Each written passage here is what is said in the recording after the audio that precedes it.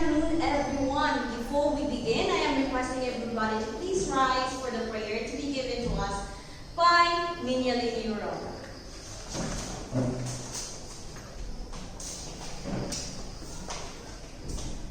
Let's all pray. Our most heavenly Father, thank you, Lord, for this afternoon you have bestowed to us. Thank you for giving us another chance every day. Thank you, Lord, for this new learning opportunity.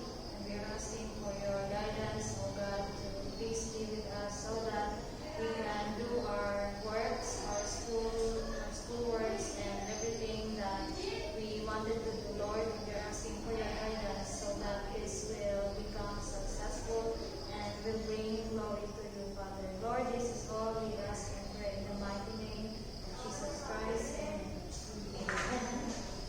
Now, for us to stay wide awake throughout this discussion, let us first have a quick freezer to be given to us by none other than Marisa Soldevilla, our birthday girl.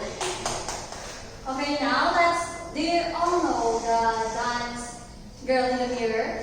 Yes, of course. Okay, and now let's dance it. Everybody dance.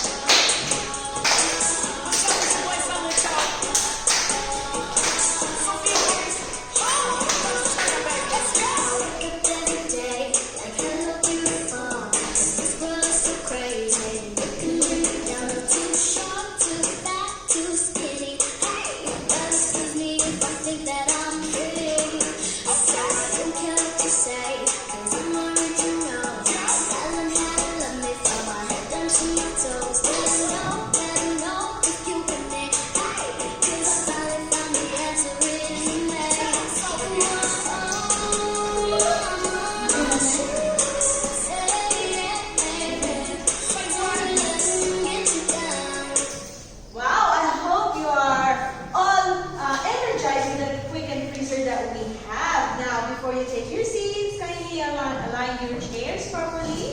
And please do pick up some pieces of paper or trash which comes your way. I think all is well. You can now take your seats. Thank you, Mama. Now, before we dig deeper, I will just ask you something. How are you today, Marisa? I'm feeling blessed, Mom. Wow, that's good to hear. What about you, Yuram? I'm grateful, Mom. Okay, I'm happy to hear that you are doing well this afternoon. Before we fully begin, I want you to do something for me. Please close your eyes, take a deep breath, and let your imagination take you back in time. Imagine stepping into a time machine that takes you back to the streets of Manila in the year 1980s. Now, please open your eyes. Can you feel the excitement, the fear, and the hope in the air? Today, I will take you to a journey, not just through the history, but through the heart and soul of Philippine literature in the contemporary period. Are you ready to see how words become weapons, how stories become beacons, and how the nation's voice was heard through the courage of these writers? But before we dig deeper, let's define first what is contemporary period. Now, contemporary period refers to the present time, though the timeline varies across discipline, but it broadly spans from the late 20th century to the present time, encompassing modern technologies and digital platforms. Now, to see clearly what you have been imagining a while ago while you are closing your eyes, now I will show you a short video of EDSA, an event that changes the course of our history from tyranny down to democracy. Now I want you to listen and watch the video carefully, for I will be asking questions later on. Are you ready? Right. Kalaban ng demokrasya ang diktadurya. Kaya noong 1986, ang mga pamamayang Pilipinong walang kalayaan, galit sa pagmamalabis sa kapangyarihan ng diktador na Pangulong Marcos. nagkaroon ng pag-aaklas. Sa loob ng 4 na araw, nangyari ang People Power Revolution. Sa unang araw, noong February 22, 1986, umpisang nag-ipon ang mga tao sa EDSA sa labas ng Camp Crame. Tumiwalag sa administrasyon ni Marcos si Juan Ponce Enrile na nooy Defense Minister at si Fidel Ramos na dating Vice Chief of Staff ng Armed Forces of the Philippines o AFP. Noong sumunod na araw, ika-23 ng Pebrero 1986, tinugaw ng panawagan ni Jaime Arnel Singh ang mamamayang Pilipino. Lalo pang dumami ang mga taong pupunta sa EDSA at sumuporta sa panawagang patalsikin si Marcos. Doon na din dumating ang mga militar sakay ng mga tangkik pandigma. Ika-24 ng Pebrero 1986, ang ikatlong araw, nagbagta ang Marcos na aatake ito. Pero tuloy na lumalaki ang bilang ng taong nag-aaklas laban sa kanyang administrasyon. Hanggang sa dumating ang huling araw ng revolusyon, ika-25 ng Pebrero 1986. People increased in number, and then there was altering back and forth. And it became crucial was that the military started crumbling. One after the other, units started moving towards the ranch. Because as the people's numbers increased, the impossibility of Marcos doing anything also increased. Soldiers came out with white flags and their armaments. I thought this was a turning point because the soldiers said to us they were going to join the people. They were not going to fire. Ano nga ba ang nangyari sa huling araw ng EDSA People Power?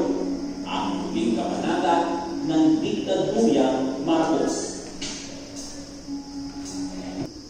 Alright, now, for how many days does the protest lasted? Yes, Olivia? It lasted for 4 days. Very good. From February 21 to 25 in the year 1986. Now, I have this question. What do you think will happen if Marcos did not leave his spot as president during those times? Can you list? For me, if those were happen, the power of the people cannot be exercised. Very good. Thank you for sharing your thoughts. Indeed, one action leads to another, and the events that happened in the past directly affects our present and eventually our future. Now, let's talk about the contemporary period and its historical background. Now, the contemporary period generally grew from decades of political and social upheaval. So, after the World War II, writers focuses on rebuilding and redefining Filipino identity. In the 1960s and 1970s, the rise of activism grew, and then which uses literature as a powerful tool for protest. Under martial law, many writers were silenced, imprisoned, and put underground. However, despite of these events, the literature continues to flourish in secret. Now, if you were a writer during those times, would you dare to speak your truths or hide it in verses? Okay, now, after the dictatorship fell during the People Power Revolution, so this is a 4-day non-violent protest along EDSA 1 or Epifanio de los Santos Avenue that ended the authoritarian rule of former President Ferdinand Marcos Sr. And after the Marcos regime put a stop, another era of freedom arrived, and this inspired writers to speak boldly about democracy, freedom, human rights, and the truth of Filipino experiences. Now,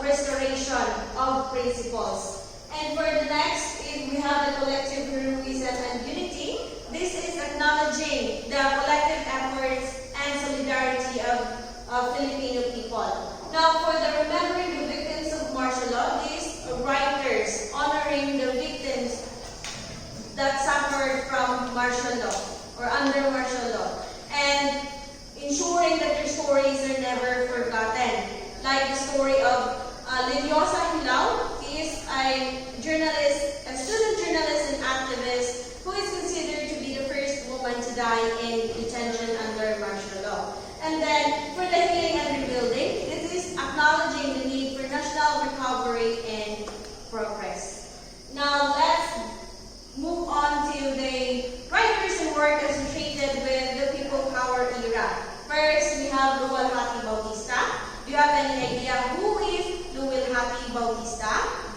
Okay, Luwalhati Bautista is a Filipino writer, novelist, a political critic, and a liberal activist. Now, two of her notable works, we have Dekada 70 and Bata Bata Paano Ka Ginawa. For the Dekada 70, this tells about the story of Bartolome family, a middle-class family, and their struggles amidst the tense of political environment. Now, the story revolves around Amanda Bartolome, a mother of 5, who keeps her family together while seeking her true identity and purpose as a woman, while her husband Julian holds a traditional view that he expects Amanda to stay in her place as a mother and a wife. Then decades later on, their sons was involved into different political turmoils. One joined the military, the other one ran against the government, the other one enlists in the U.S. military, and the last one falls victim of a corrupt police. Now, Amanda evolved from a politically naive housewife to a politically aware individual because he is asking for his purpose, questioning her purpose, and fighting against or standing up against social injustices. Now, Dekada 70 explores the themes of family, feminism, social activism, social injustices, and the struggle of individual identity and human rights. Now, this highlights the impact of martial law on ordinary people and the importance of resisting oppression and working towards social change. Now, for the Bata Bata Paano Ka Ginawa, now this is a novel that depicts or tells on how Philippine society viewed about single motherhood and how mother strike their rules or their role in the society in a modern day concept.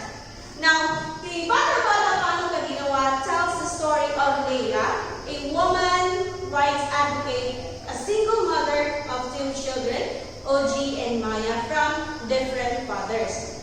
Though her methods were questioned, the fathers largely allow Leila to raise her children as she sees fit. But the conflict arose when the 2 fathers wanted to take their respective children, leading Leila to have an orthodox decision to let her children decide to whom they want to live with. And the ending of the stories is that her children choose Leia to be their guardian forever, or to be their. They want their children, or Leia's children choose her over their fathers. All right. Now, this reflects or explores the themes of motherhood, social expectation, and the role of the women's role in the society. Next, we have Jose Nakaba. So he is a journalist, an editor, and a translator, known for his notable works in Philippine literature and films, and especially his works that criticize social injustices and political issues during Marcos era. One of his notable work, we have the Prometheus and Bound. So this is a poem that softly criticized martial law under Marcos regime. Though this story is like retelling a story of a Greek myth, Prometheus, but the poem is acrostic. So each letter of its line spells out to be Marcos, Hitler, Dictador, Tuta, which is a famous protest slogan during those times. And Jose Lacraba risked imprisonment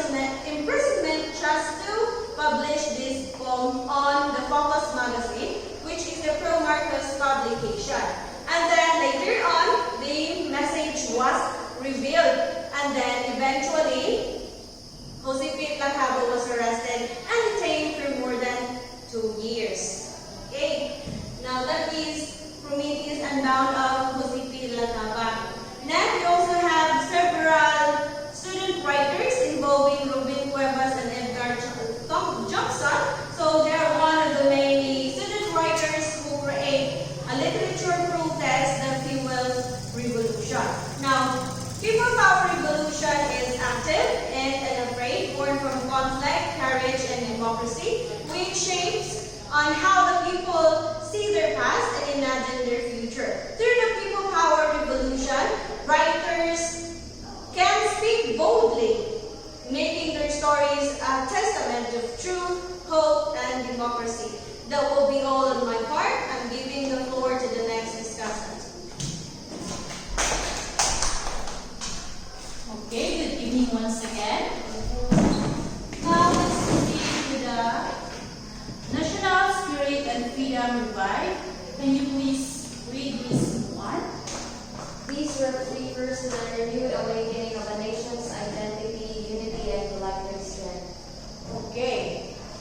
National Spirit and Freedom Revive, it means that the people once again recognize their shared history, values, and purpose. At the same time, the National Spirit and Freedom Revive mean reclaiming the right, dignity, and voice of people. Next is,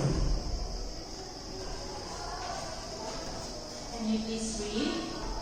The great transition to a new true Philippines Republic refers to the shift toward a more authentic, just, and people-centered system of government. Okay, transition to a new true Philippines Republic.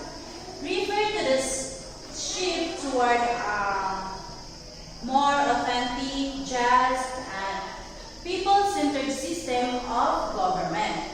It means moving away from old problems such as corruption, inequality, a weak institution, and building a republic that truly serve the Filipino peoples. Are you all understand? Yes, ma'am. Now, I give the floor to the next report. Okay, once again, good evening everyone. You're still awake? Yes, ma'am. Okay, everybody, please shake your hands. And at this point, let us now proceed to the Filipino songs. Do you have any idea what is Filipino songs? Okay, thank you. Filipino songs are musical compositions originated in the Philippines, which means in our country. It is being created or written by Filipino writers. Filipino songs, they can be in Filipino, which is in Tagalog, Ilocano, Cebuano, Filipino, or in any different Philippine languages. They often express or represent the Filipino cultures, traditions, emotions, and experiences. And also, they often expresses the themes such as love, unity, and social issues, and also in everyday life. In short, writing Filipino songs is a way of the Filipinos to express emotions, identity, and stories through music. And now let's proceed to one of the Filipino songs during the contemporary period, the album Handog ng Pilipino para sa Mundo. Everybody, please watch and listen.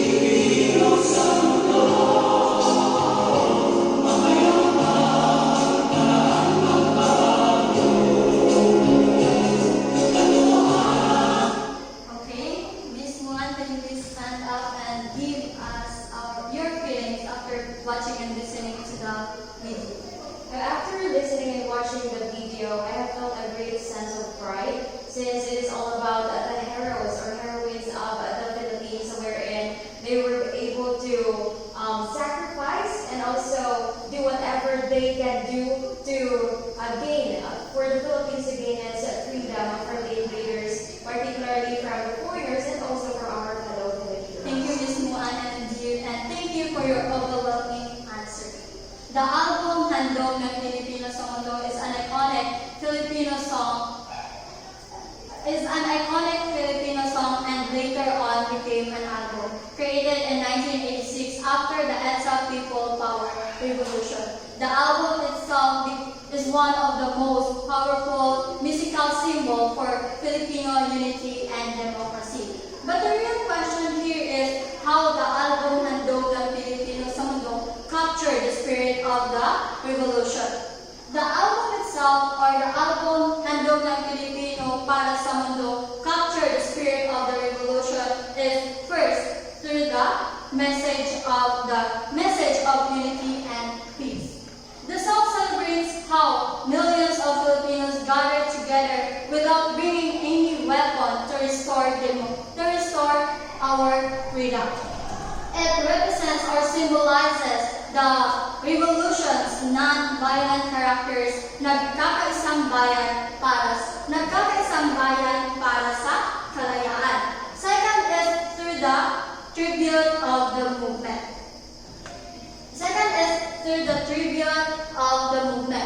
The song is an offering to the world, which the term means handog in Filipino is an offering. It shows or represents that we Filipinos can overthrow dictatorship through our courage, dignity, and cooperation.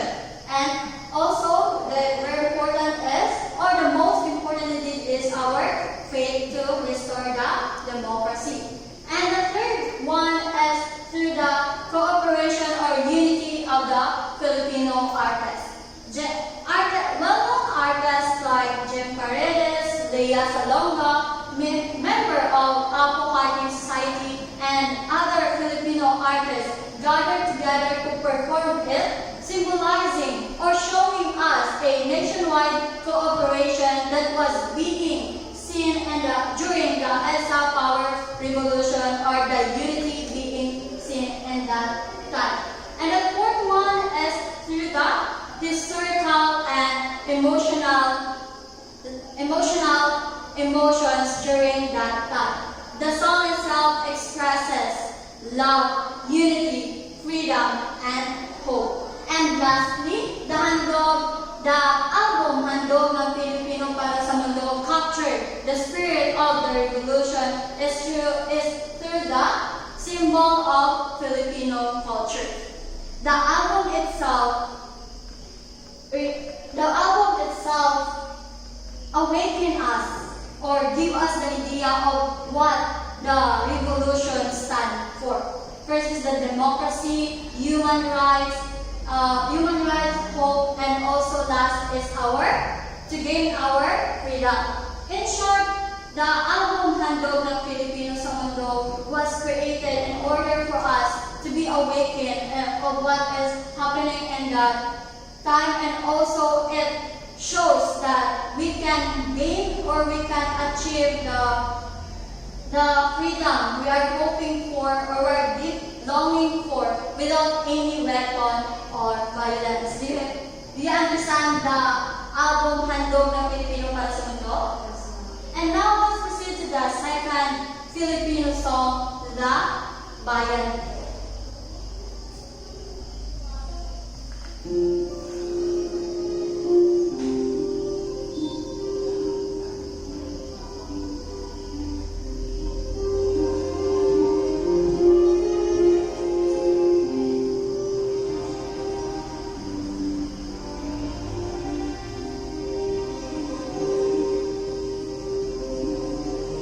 Ang bayan kong Pilipinas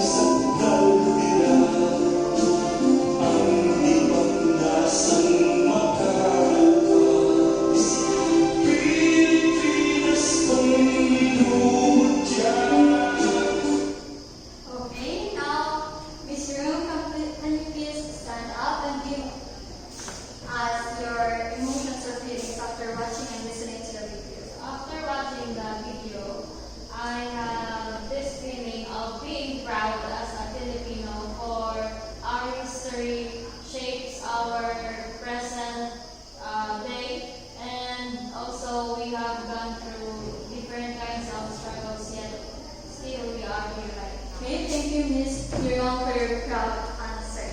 But before we proceed to the Bayan Ko, let us all know who are the people behind this song. First is Jose Corazon de Jesus. Everybody, please read who is Jose Corazon de Jesus. Also known as Jose Matute, was a celebrated Filipino poet and writer during the American occupation, famous for using Tagalog poetry to advocate for Philippine independence, earning him the title King of Balaghasan for his mastery in poetic jousts or balaghasan and penning iconic lyrics like Bayan. Thank you, everyone. Jose Corazon de Jesus was a renowned Filipino poet, writer, and playwright. And he is well known for his pen name, Jose Batute, and also known for being the Hadri ng Balagtasan. Jose Corazon de Jesus was one of the prominent Filipino writers during the American colonial period, or the colonialization of the America and the Philippines. And also, did you all know that Jose Corazon de Jesus gained his fame through his works such as poems and songs that often expresses patriotism and our love for Filipino language. And now let's proceed to Constancio de Guzman. Everybody please read who is Constancio de Guzman. Constancio de Guzman was a famous 20th century Philippine composer and lyricist. He was born in 1903 in Bulacan and studied piano and composition in Manila. Though he started law school, he eventually graduated with a commerce degree.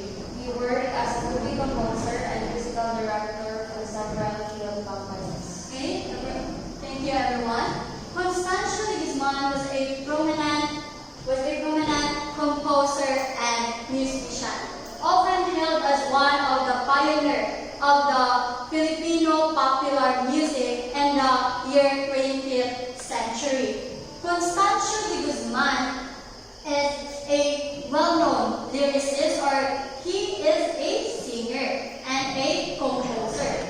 Constancio de Guzman, through his works, by his works, he eventually graduated with a commerce degree and worked as a movie composer and musical director for several companies. And also, did you all know that Constancio de Guzman is known or considered as the Dean of Filipino composers? Did you all understand who is Constancio de Guzman? Yes. And now let's go back to the Bayan Ko. The song Bayan Ko was created by Jose Corazon de Jesus in the year 1928, and music by Constancio de Guzman became a second de facto national anthem of the Philippines, especially sung during struggles. Its patriotic and emotional lyrics gives us the feelings, or makes us feel the deep longing for freedom from the oppressionists, or from the countries that colonialized us. The song Bayan Ko was sung during the protests, rallies, or demonstrations. The Bayan Ko does not only serve as a protest anthem, but also a unifying call for us Filipinos for our freedom from the oppressionists.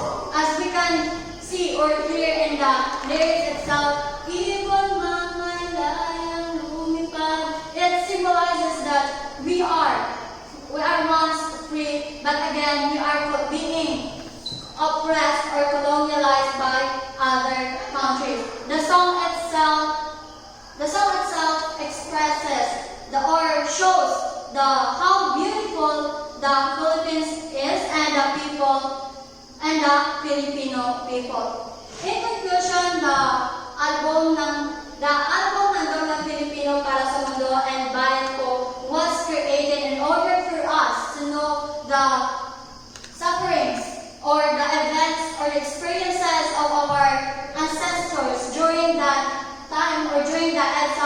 people power revolution and the martial law, and also it awakens us that we have to fight for our rights, not just for direct fighting or using weapons, but through writing itself. And do you all understand the album handog ng Pilipino sa mundo and the bayan ko? And now I'll give the floor to the next reporter. Thank you.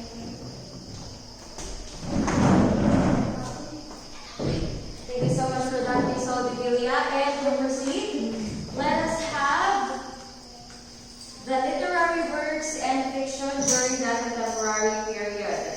First one, we have, everybody please read. The Dead Stars. Alright. The first one is a short story, which is being entitled The Dead Stars by Paz Marquez Benitez. Now, this short story explores the nature of love, choices, and also emotional self-deception.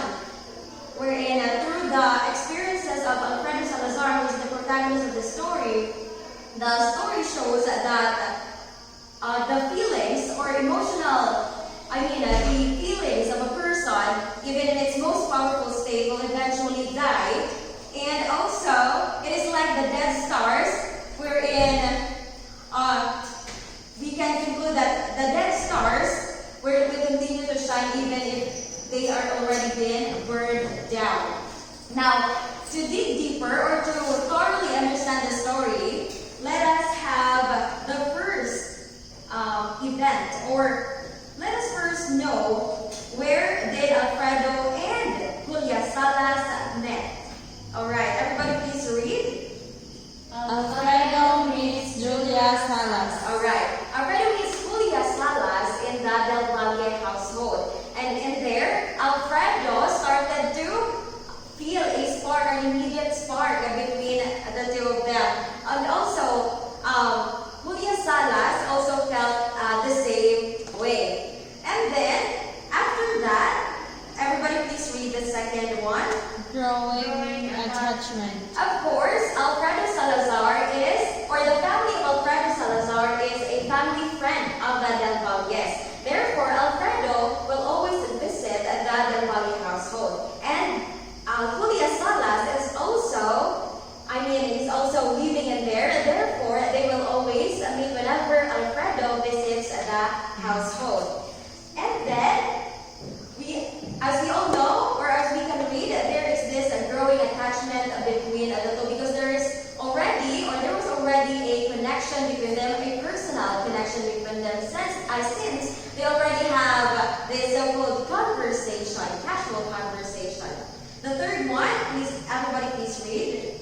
Conflict. Alfredo is engaged. Now there came the problem. Alfredo is being engaged to a woman named Esperanza. He is going to be married with another woman, and then he is attracted to this new woman that he met.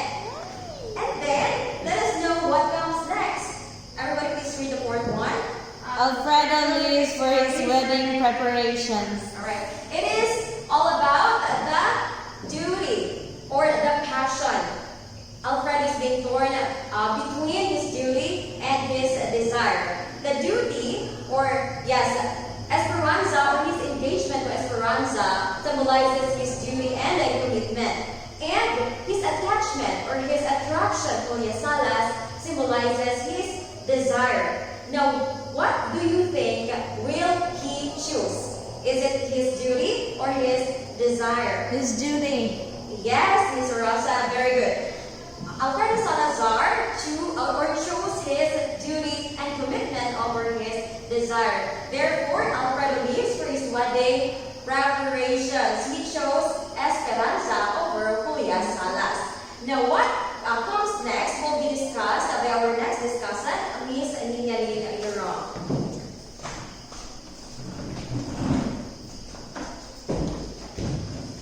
Yes, once again, good evening. Now let us continue to discuss the novel entitled Dead Star.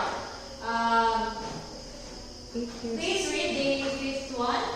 8 years pass. Okay. 8 years pass. Alfredo is now married with Esperanza. And he made a stable, though emotionally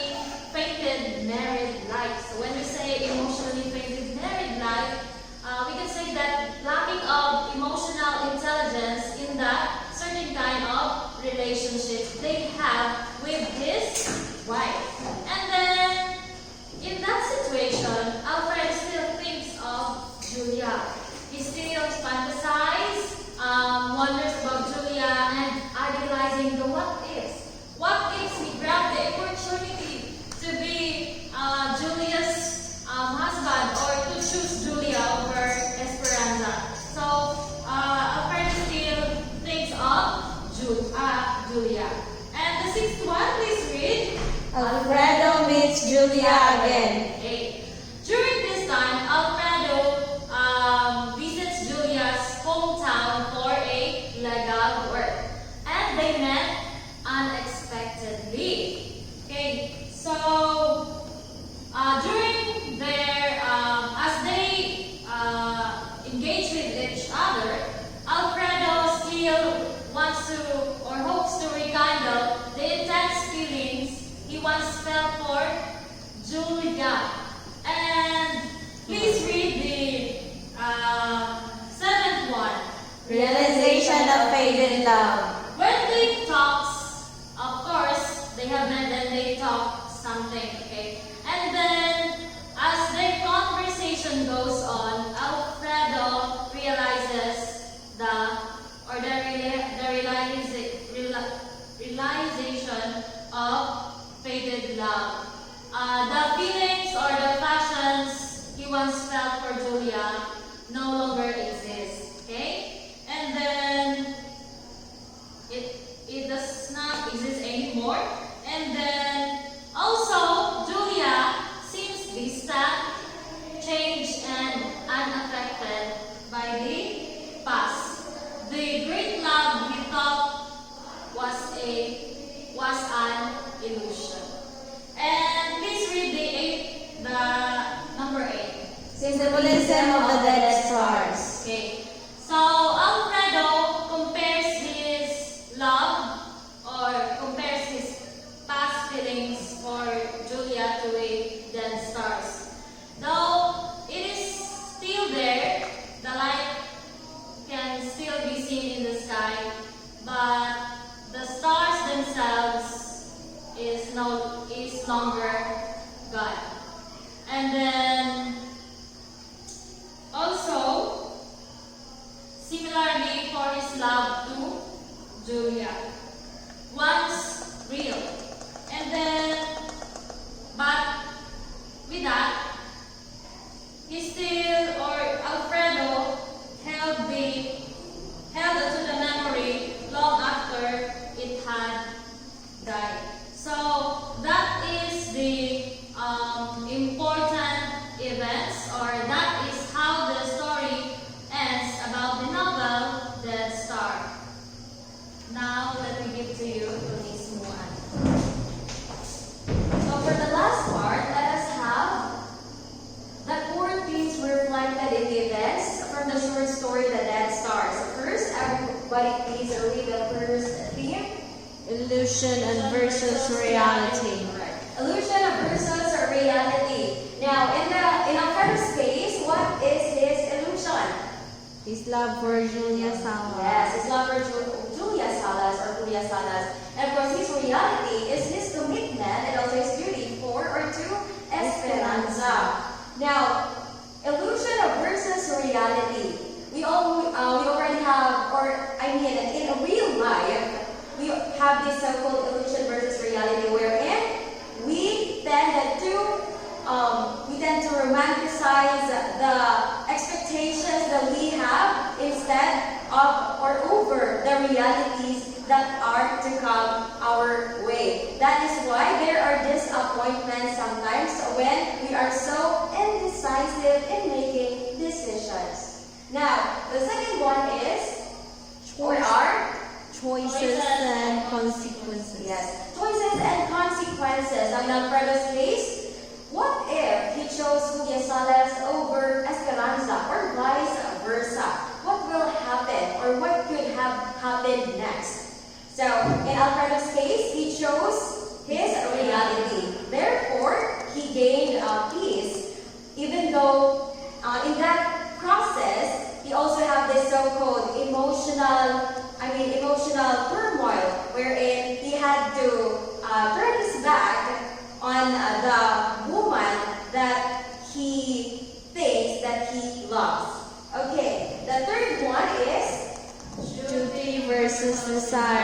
passage of time. The duty versus the desire. It is it is the same with the illusion versus reality, wherein the illusion reflects or symbolizes the desire, and the reality symbolizes the duty of Alfredo Salazar. The next one is, or the last one, which is the passage of time. Now, are you familiar with the phrase or the saying that time is the ultimate truth teller? Yes. Yes. That's what Alfredo had experienced. After being married to Esperanza, he already had realized that it is, or what he felt for Julia Salas is just an infatuation and not a true love. And therefore, when he chose Esperanza, he has this clarity of mind. Now, for the conclusion, let us give the floor to Miss Ina Turon again. Okay. So in conclusion, the contemporary period shows us the sense of freedom and identity. It shows how the history and music and literature expose the struggles of the early Filipinos. Overall, this period highlights the important enduring power of art in capturing collective freedom and individual realization in the Philippine society. And it is important to know that as a Filipino, we should be able to stand and overcome whatever challenges, since we have already done this long time ago through our what we call mga ninuno. And that will be all for our report. Thank you for